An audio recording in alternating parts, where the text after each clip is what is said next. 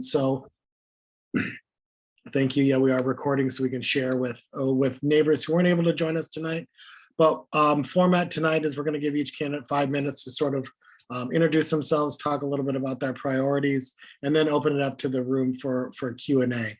We have until 7 o'clock, so and we can go a little bit over if folks if the spirit moves us to have a good conversation. So let's let Elizabeth introduce herself first, and then Jono, you follow up. Thank you, everybody, for taking the time to come to this meeting and for considering myself as a candidate for Park Commissioner in District 4. My name is Elizabeth Shaffer, for those of you that I haven't met. And I am a teacher, I'm a mom, and the current president of the Friends of Thomas Lowry Park. Some of the things I'm just going to briefly share, and Kevin, you can cut me off if I go past 5 minutes. You can let me know. Okay, will do. I'm not going to be a super strict timekeeper, but okay, I'll flash my hands when it's getting to be okay. time. I gotcha. So 2 things I want to just briefly cover, and that would be what would be some of my priorities or my focus if I were elected to be your next park commissioner.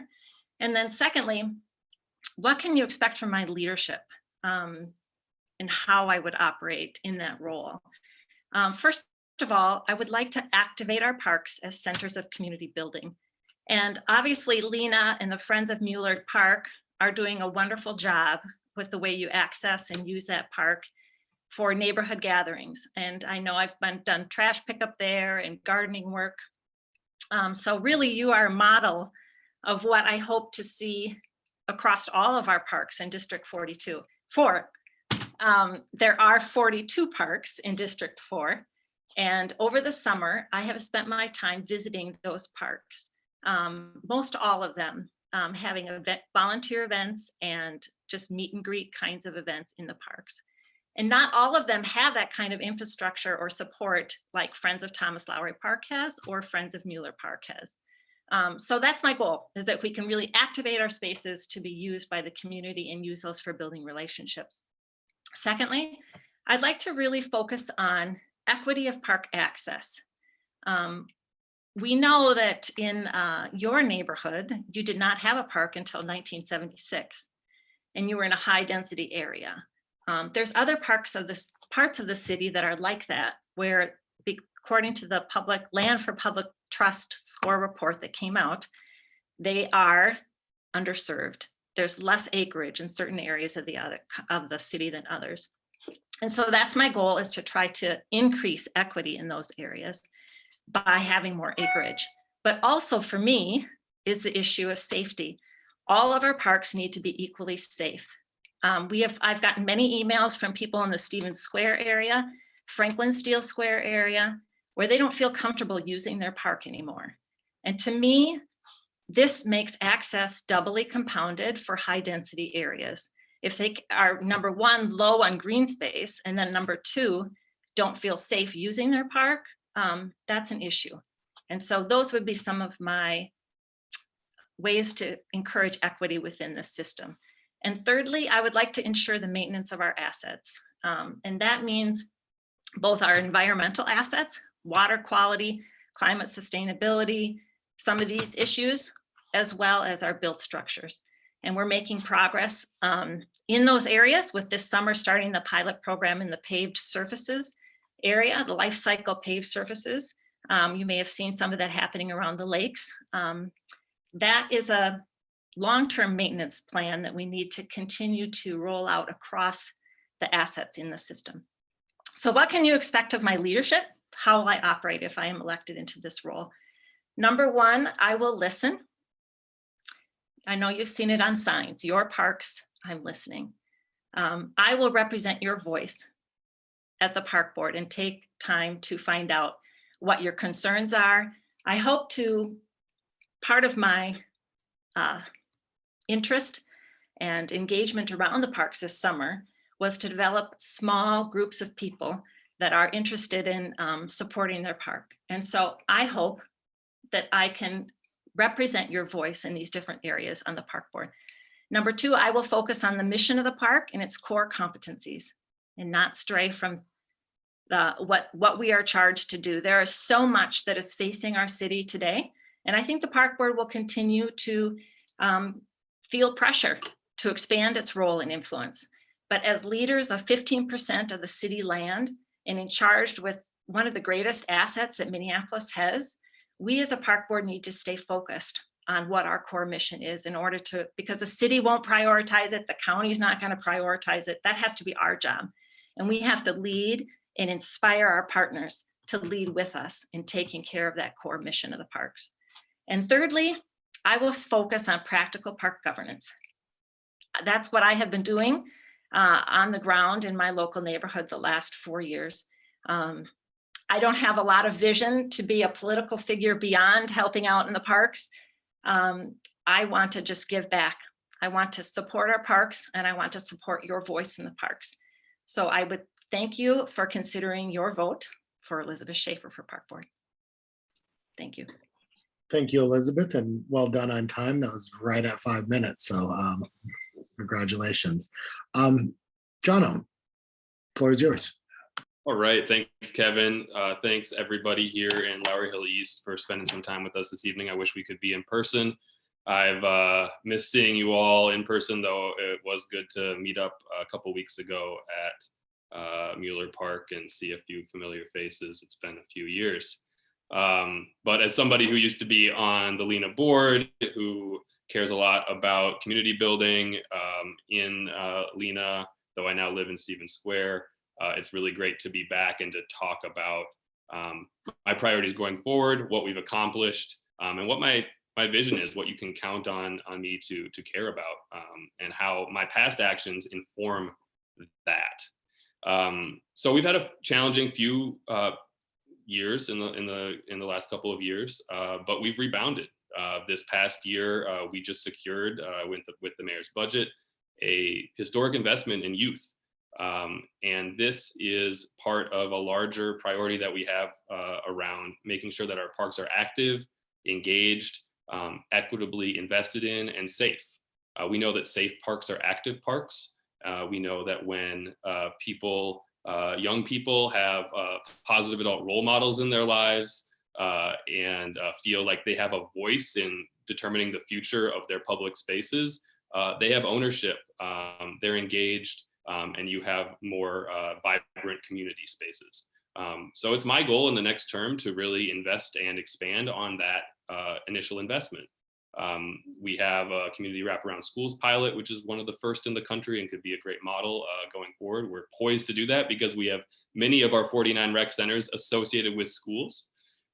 We are poised to open up engaging centers for technologically focused learning and art and creative expression at Whittier Park, at Harrison Park, at Elliott Park, at Powderhorn, parks across the system. And we're doing that because we listen to young people. We listen to voices that aren't usually at the table to develop programs and ideas that are part of their idea of what an active and fun park space would be. Moving forward, I also know that we need to invest and be bold about climate change. I said this 4 years ago, and we've made some great steps. We passed the first ever ecological systems plan. We just tonight passed a landmark comprehensive plan. And we have been working to do things like reduce mowable land, transition to electric vehicles across the system, think about how the park system, which represents 15% of Minneapolis land, is integrated in our transportation networks, so that people who are biking to work or walking to work or are rolling to work in their wheelchair are able to do so safely across the city, no matter where you live. We're also thinking about how do we improve water quality in our city. So it's installing stormwater BMPs, ensuring that we are being forward thinking about how we're maintaining the riparian surfaces around lakes. These are critical issues that affect all of us, especially in District 4. And then finally, really thinking about how our park system represents and reflects the voices of the communities around our parks. So we know that the people who live next to our neighborhood parks are the ones that really know how our park should work. And a great example of that is Friends of Mueller Park doing fantastic work just recently installing the little free libraries and making those little touches, doing the gardening work. These are the kinds of little things that make our city parks dynamic, loved.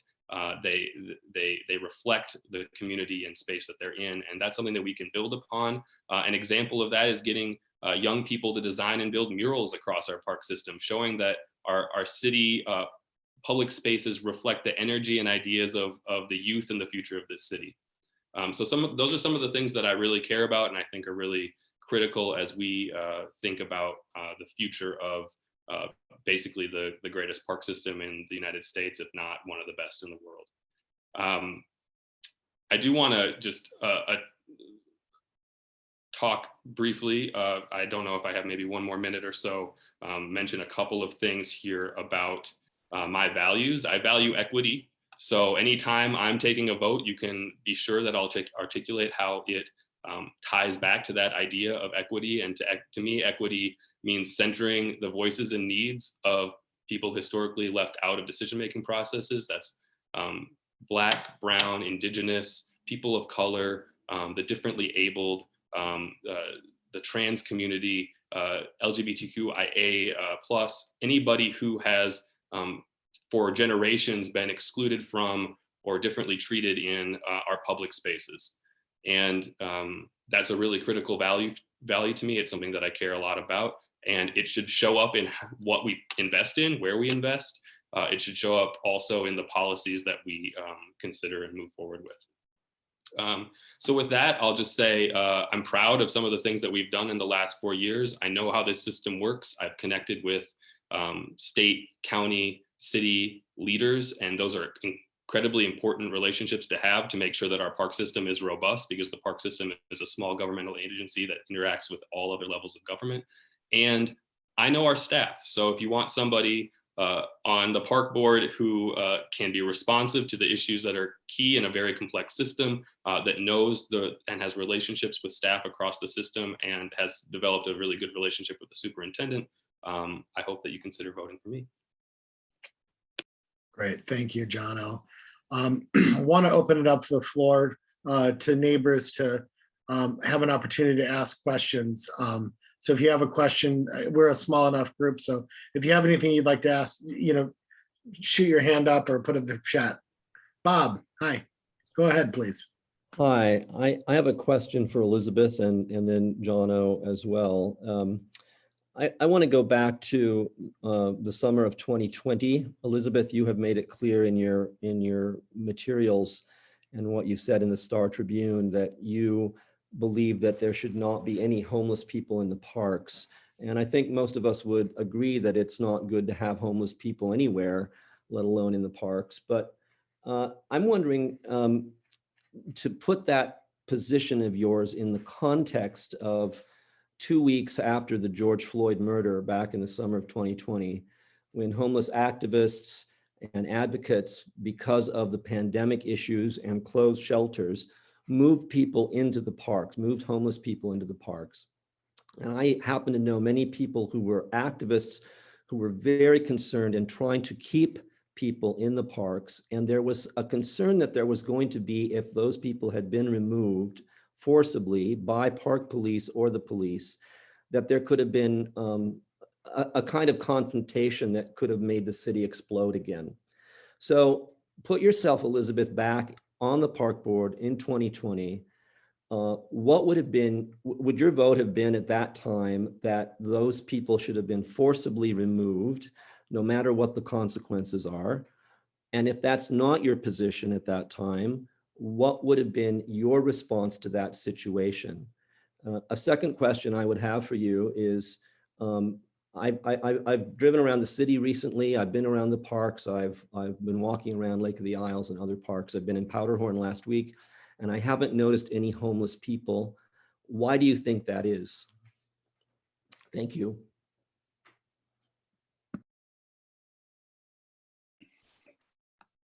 I think I'll start with your second question first. Why are we seeing less homeless in our parks right today? I think there's been some structural change at the park board with the street reach team, who is this non-uniformed outreach team who will reach out if a tent pops up and someone calls the park board. The street reach team will be the first to engage with the people that are in the tent community and share with them resources, phone numbers, assistance, but also an explanation of the park ordinances around camping. So that's how it happens today. And it's been successful. That approach has been successful. I came across an encampment along when I was helping remove some illegal dumping area in Bryn Mawr, where the park board and street reach were alerted. They came, there was two situations, and the park board was able to help them get to a better, safer location. Because number one, we cannot have people being vulnerable in our parks. It's not good for the unhoused. It's not good for the people using the parks. It's not good for the people living around the parks.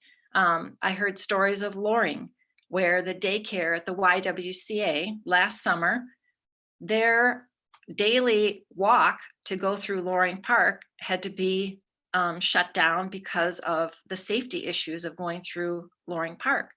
So the daycare kids then had to walk through city streets for their daily fresh air.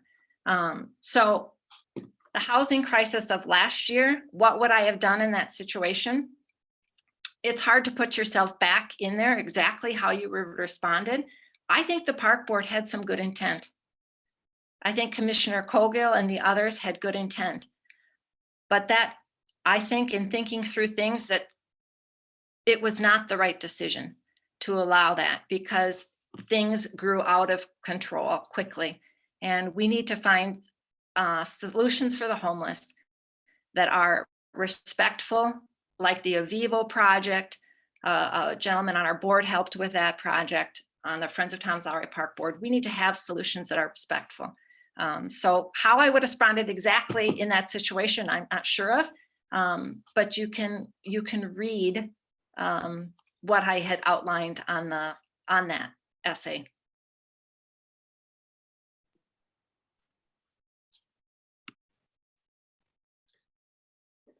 Bob, did you have a follow-up question or? Well, I guess I have one follow-up question. I thank you for the answer, but I've seen your signs around the lake. I've seen your tagline, your parks, I'm listening. And I've noticed that there are more of your signs around the lakes, around some of the larger homes, than there are, for instance, in Whittier and other parts of the district. And I'm wondering if you will listen to all of your constituents, not just homeowners and property owners, and what you will do to reach out to the people who are renters and not around the lakes. I'm glad you asked that question, Bob. My first apartment was in the Wedge. I then moved to the Phillips neighborhood. I spent 10 years in Chicago area, with 3 of those years being on the all-Black neighborhood on the west side and the Austin neighborhood. My worldview was profoundly changed, particularly through my time in Chicago. And I am already in dialogue with residents around Stevens Square Park about the safety issues in their park. And I can guarantee you that the voices of those around in the Wedge and Stevens Square in Whittier will be just as important to me as those in around the lakes. Because I know those voices don't get amplified as much as those that are sometimes in these other areas. And so I have lived in situations where I didn't have green space, where I had many, many interesting experiences that I could tell you about personally, not now. But my heart is for the little guy and to see equity in our parks. And that's what I mentioned in my second point, equity of access for all. And that means if there's less green space, we need more green space. And if the green space isn't accessible, we need to figure out a way to make it accessible, starting with the community's vision for that space first. Thank you. And Jono, I apologize. I should have given you an opportunity to answer, to address Bob's first question at the time. So sorry about that. We'll give you an opportunity to respond to both questions. Sure, thanks. Yeah, I might just call out a couple of things here. So first of all, just regarding 2020, I mean, I think the question is good in that it gets to the kind of intractable problem that we as a board were facing that at that time. And I think, you know, I'm proud of some of the work that we did. I'm dismayed at a lot of the others because actually we weren't just in a housing crisis last year, as Elizabeth said, we're still in a housing crisis. There are still homeless people living in our parks or moving through our parks every day. There have been for decades. We just hadn't seen them as prominently as we did in 2020. What I'm proud of the board doing is putting together the first permitting system for encampments in a temporary fashion so that we could address the near-term needs and acknowledge that you know, we were dealing with an intractable and very unique moment in 2020. I think that doing anything else would have been a disaster for the city. I'm hopeful that moving forward, we've learned how to better address and work with our unhoused populations in the park board, and we have taken some concrete steps. Elizabeth mentions the Street Reach team. It's actually the Community Connections and Violence Prevention team that goes out and develops these key relationships with the unhoused in our parks, and it has been particularly successful, even if just from a layperson's viewpoint of walking around, you see that there's been success in developing those relationships, getting people out of parks and into the services that they need. The park board needs to continue to be coordinated with Hennepin County and with the city of Minneapolis to develop those partnerships and ensure that we can, as best as possible, support the folks that are unhoused that are in our parks, again, as I said, every day and have been for really decades. The second thing that I'll say here about you know, the vision of equity, and you know, everybody's talking about equity, and it's been a few years now that buzzword has been used, but I think we really need to measure one's commitment to equity based upon their past actions and not just what they say. I spent the last 4 years trying to secure additional funding for youth programs in areas of the city that haven't had them for a generation. We've lost 22 staff in the early 2000s. So when I was in high school, we had far more staff that were working with young people than we do today. And I've worked the last 4 years to get the funding to restore that. That's what I've been doing the last 4 years. What my opponent's been doing the last 4 years is raising money for a fountain and pool in one of the wealthiest areas of the city to restore it. That's what she's been doing the last 4 years. Finally, I just want to say, you know, the voices of everybody in our community are really important. And so when you say they're your parks, well, they're our parks, they're everybody's parks. They're my parks, they're Jason's parks, they're Peter's parks, there's Julie's parks, they're Mariah's parks, they're Elizabeth's parks. And all of us may have a different idea of what decisions should be made in those parks.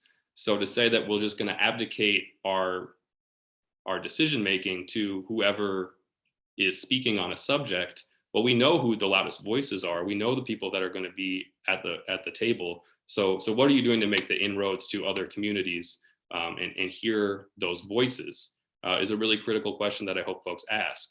And finally, you know, the reality is that you need to certainly listen to everybody, but you also need to have guiding values that articulate how you're going to make decisions after you hear all sides of an issue. I think I've made it clear what my positions are. I believe in actually spending the time and investing in equitable solutions. And I believe in being progressive. I believe that we can progress and make our system of public space better for everybody. Peter Schmidt, question for our candidates. Hi, yeah, thank you so much. Let me lower my hand real quick. So I had a couple of climate questions. They loosely relate to each other, so I just wanted to just get the platform out there. One, I know Commissioner Cowgill, you have spent a lot of the time the last few years trying to organize to to move Hiawatha Golf Course down to 9 holes. I was curious on both of your stances moving forward on that. And then related, I thought it was quite interesting. Last week, we watched California as a state look to ban ban gas-powered mowers and yard equipment by 2024. Particularly pointing to the fact that running a gas-powered leaf blower for an hour emits the same amount of emissions as driving a 2016 Toyota Camry for 1,100 miles. So I was wondering if you could speak to any plans that you could pursue in your next term or in your first term, depending on the park board, to phase out not only gas-powered vehicles, but also lawn equipment, which tends to be two-stroke, very inefficient motors. Thank you.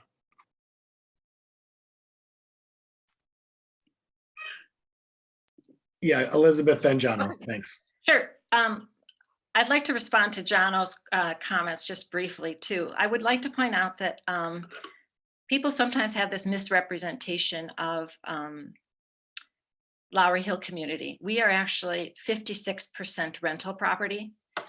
And why we have one park in our neighborhood, just like you guys have one park. And the reason we embarked on this journey to raise funds is because the park board put out a plan to fill the pools with sand. And it was a historic pool built in 1925. And we felt like this was important to our community. I live a half a block from the park. I see a 96-year-old woman who comes just about every day to the park for her daily walk when the weather is good, because she doesn't have a backyard. We have children, 13-year-olds that have donated. Hallie, again, in her apartment, she visits her grandmother in the park every day or when she can. That park is the backyard to many of those apartment buildings along Hennepin. So I feel like this was our response to what the community wanted in regards to what the park board proposed. In regards to Hiawatha, I would fully support the master plan that has been proposed. Moving it to more of a climate sustainable model and dealing with the stormwater that is coming into that lake, and reducing the 9 holes, the 18 to 9 holes. And the second question that I believe you asked, Peter, was what would be your position on banning gas-powered lawn equipment? As soon as possible. I think that that's a no-brainer. As far as one thing that we could do, we'd have to look at the cost factor and when we can start to phase that in, what the cost would be for the park board to do that. But I think all of us want to see our communities take real strides, not just talk about it, not just say we give lip service, but we need to actually get down into the details. And this is the hard work of any decision-making body, but is to get down into the details of what is it going to cost us? What is the time frame? How can we make this happen? Even if it means asking another community who may have a real interest in seeing that kind of thing happen at the park board, contribute towards it. If it's a number the park board can't do on their own, why not ask individuals, and follow that might have a vision for that, to see that gas powering vehicles out of the system.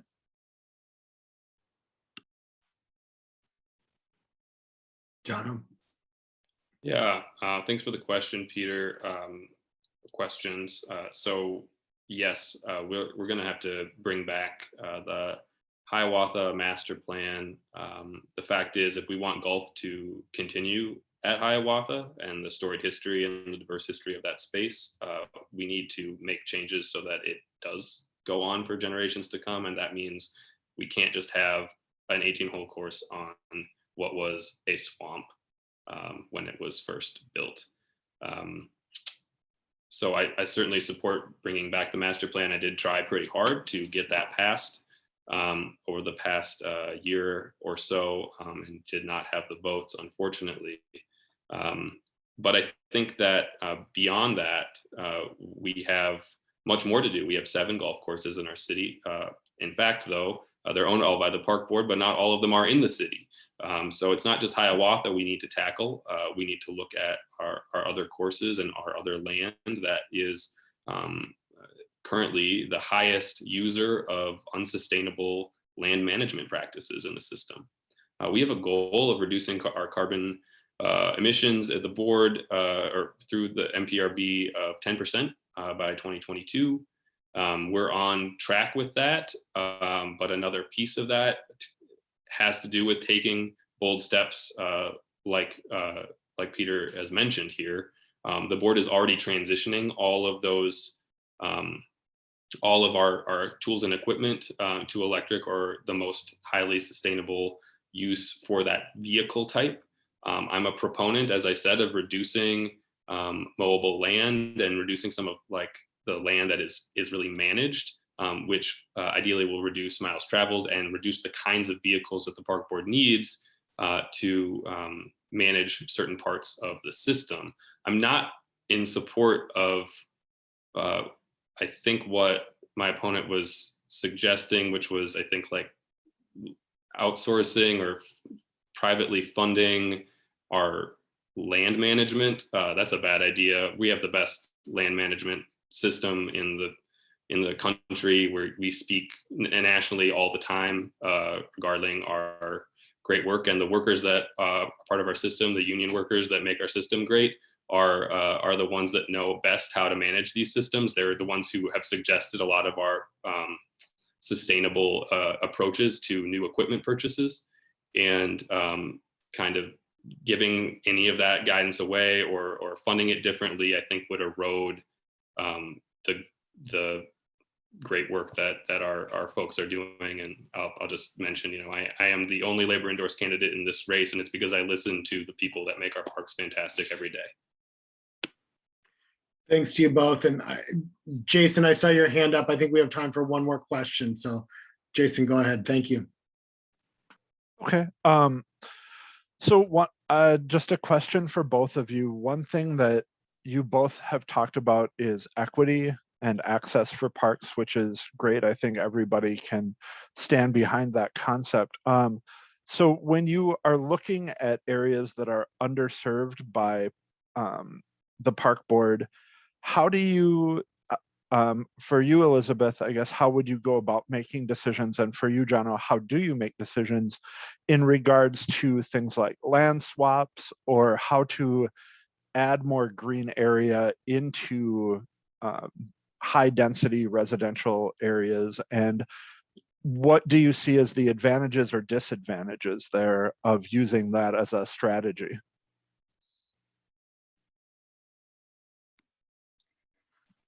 Thanks, Jason, for that question. I just want to go back and clarify something President Cowgill said. I did not believe we should outsource our land management. Obviously, our park board does a great job and the staff does a great job, and I fully support the staff. What I was referring to is if there are certain projects within the system that the park board and the community feel strongly about, and when they look at the budget or they look at the planning progression, there's a shortfall. Are there opportunities that we can partner with others, whether it be the city, county, other individuals, that may support and work under the authority and support that vision that the park board has? I think we need to look at that. And that's what has been happening throughout the park system. With the waterworks, we have the General Mills Plaza and the Bank of America City Steps. We have the Burger Fountain that's now undergoing fundraising for their Loring Park initiative. We have the new clay tennis courts down in Waveland Triangle. These are all examples of where the community has come under the authority of the park board and supported them. So that's what I was trying to say with that statement. Not that we were going to outsource union jobs or transition away from park board taking care of its own land. Jason, your question.